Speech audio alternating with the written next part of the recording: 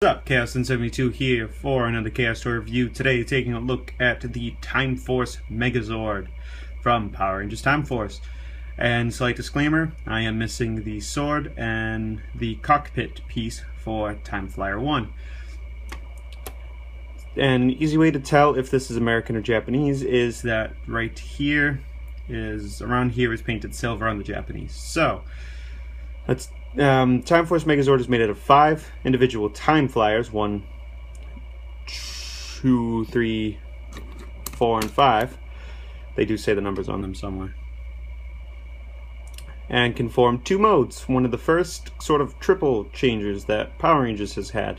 Another one being the Mystic Titans from Mystic Force. So, as you can see, these two look the same and these two are very similar, but there also are some slight differences. So let's take a look. Let's go from end to thing. So we have pink, and the difference here is this piece is slightly molded differently, and that's pretty much it. And I'm also missing the little figurines this comes with, and I don't have any the Timeforce gun, but I knew that going into it. And here we have a look at green, since we just looked at yellow. Again, it has an openable cockpit so that you can put the little minifigures, and has little green details here, and they all have landing gear. Blue is very similar, except it has a wider wingspan and only one set of wings. And then Time Flyer 1, and again missing the cockpit piece here, and you would fit red into there, and is the more dynamic looking of the bunch. But yeah, so let's get into one of the first combinations, which is the giant Time Flyer, well, the jet mode for the Time Flyer. So we're going to start with taking these apart. I don't know, I've exposed the hands. Don't worry, we'll get into that. And click them together. Then you're going to take these, fold out the little blue panel here, which will be important for later. And an easy way to tell which way this goes is pink is on the left because of the clip. So you're going to come under here and you're going to take the opening of what will be Robot Fist and put them around the leg bit. So something like this. And then clip them together. And also put up red's landing gear. And then for blue and green, just fold them up. Fold in their landing gear, which for these two require you to pull these back out. Pull out what'll be red mode's hip joints. And fold them up. And then fold these back in.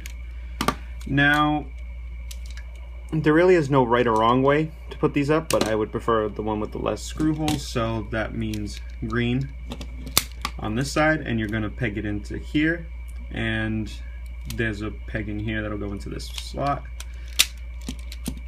and you want to line this whole section up, and do the same on this side. Make sure everything's lined up. Now, the reason why you take apart this is that this is sort of a little platform.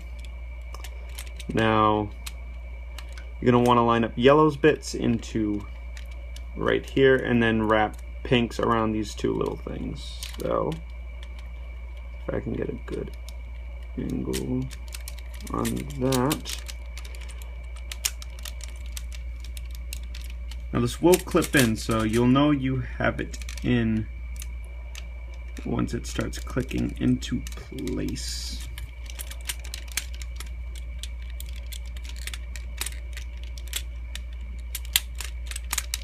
Now this is probably one of the more complicated things, but I'm spending way too much time on this.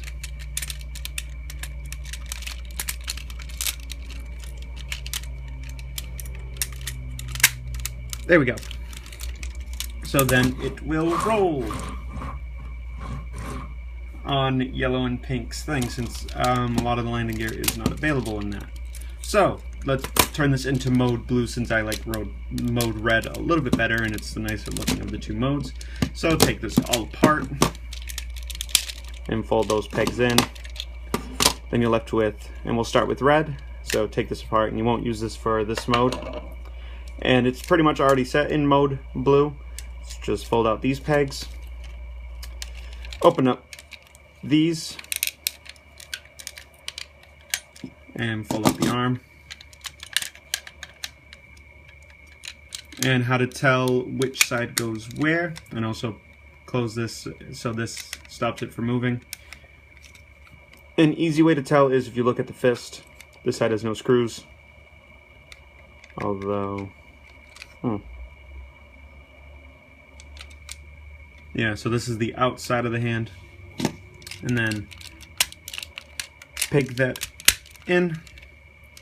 And do the same for green.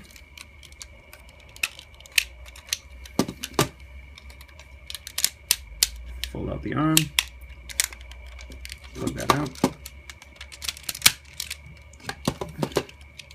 Now for pink and yellow, you're going to want to fold this out for a foot. Rotate it this way, so you have the peg sticking out. Or, yeah, because you want all the blue shown, and then rotate the foot this way. And the same thing for yellow.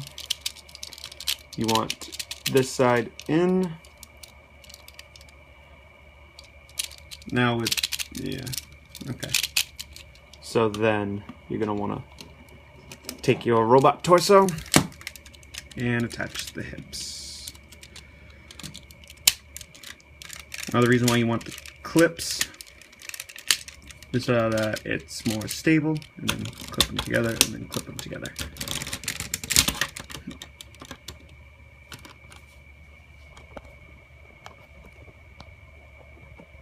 And then reveal the face.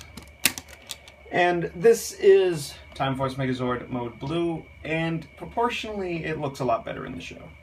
It's got giant shoulders and thin legs and tiny arms. And it can't hold any of the weapons besides the gun, which I don't have. But as of all Sentai Mecha, all you have is rotation, but it's not too stable since the shoulders are huge. So let's go into mode blue. So you want to fold that up and then dismantle it. And we'll fold red last. So you want to return this to its original position.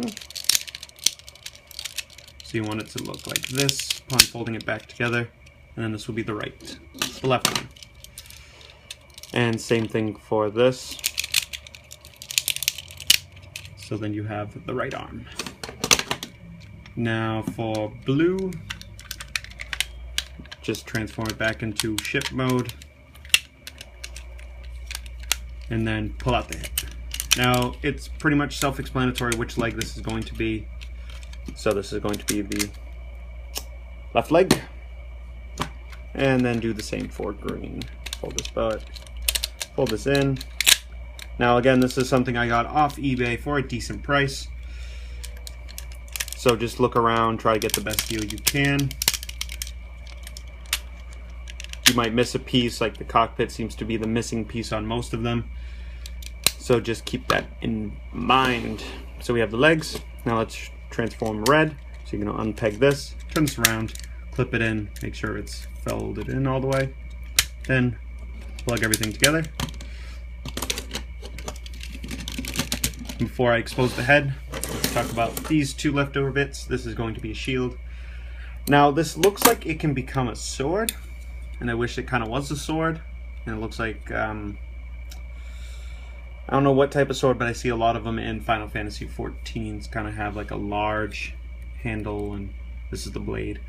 But yeah, so you're going to take this, fold this up like this.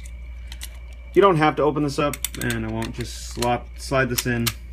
And it'll just kind of rest there. So it'll look like this. And then expose the head. And there's two little tabs on the back to expose the face.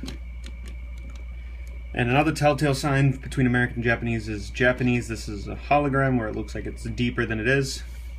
American is just a metallic sticker. So let's give him his shield. He just kind of just sits there. But yes, that is Timeforce Megazord Mode Red, which is to me the better looking just because it proportionally looks a lot better. And as a general scale, here's how tall he is compared to the 5-inch Action Hero Quantum Ranger. And again, most posability you're going to get is just the arms, but because this is kind of a knee, you can give him a knee, and while not really good looking, you can peg it in to kind of give him a sitting position. Now he's popping a squat, or he's trying to do his best impersonation of Shurikenjin riding. Shurikenjin Hao, or Hao Shurikenjin. I forget which order they come in. So yes, that is the Timeforce Megazord review. So thank you guys for watching, and let me know in the comments below which is your favorite mode of this. Like I said, mine's is Mode Red. And which is your favorite Megazord from Timeforce? Since there was quite a few. Well, not really, but there was a Q-Rex and stuff like that. But this is one of my favorites. Q-Rex is a guilty pleasure just because I had a toy of him as a kid. But let me know which is your favorite Ranger from Timeforce. Mine's is, and I know this is going to be kind of a cop-out, but mine's was Eric just because he had some character growth and started off kind of cold, slowly started warming up while still being a general awesome dude with an awesome Zord. So thank you guys for watching, and I will catch you guys at the next review. Goodbye!